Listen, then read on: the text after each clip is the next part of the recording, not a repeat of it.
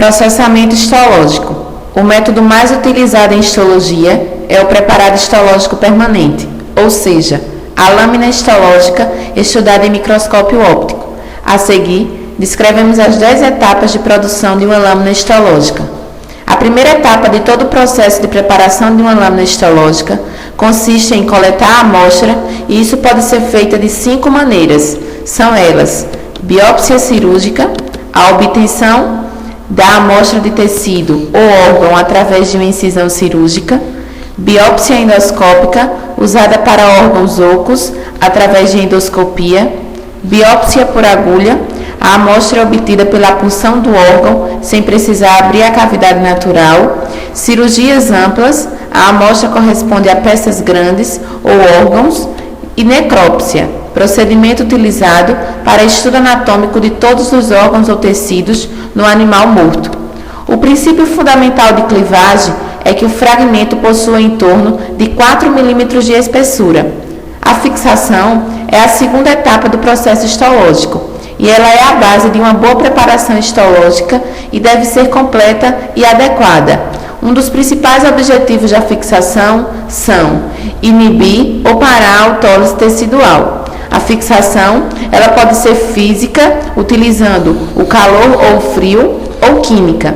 A fixação em histologia é quase exclusivamente química, onde as substâncias, fixadores, são utilizadas com a principal função de insolubilizar as proteínas dos tecidos.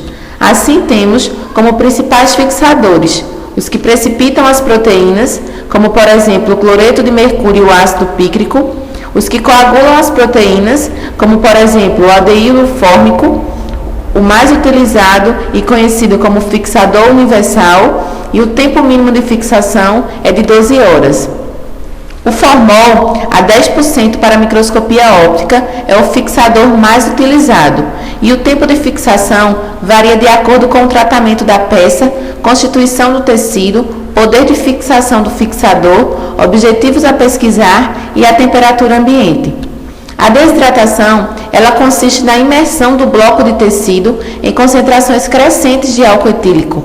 O álcool é o agente mais comumente utilizado neste processo, sendo empregado numa série crescente, 70%, 80%, 90% e 100%, para se evitar a retração pronunciada do tecido, ocasionando lesões estruturais da célula de caráter irreversível.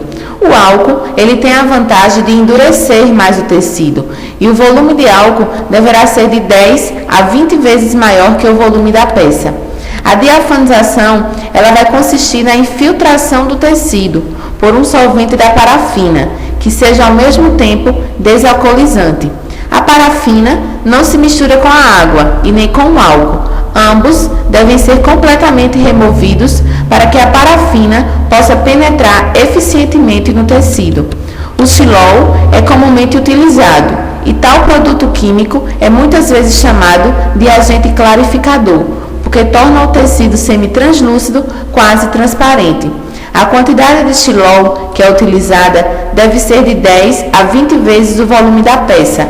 A duração da clarificação varia com as dimensões, a constituição do material e a temperatura.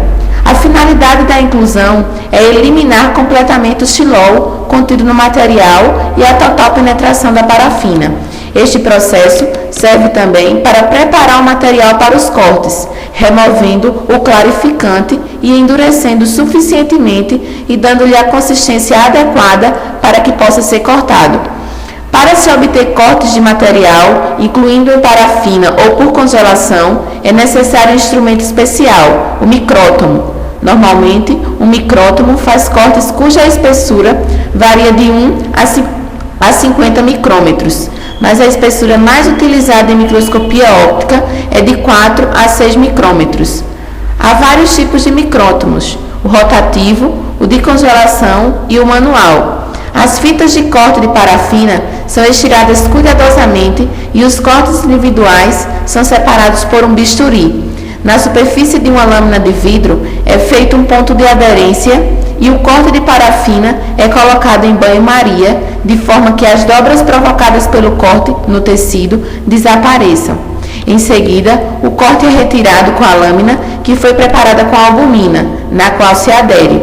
A coloração tem a finalidade de dar contraste aos componentes dos tecidos, tornando-os visíveis e destacados uns dos outros.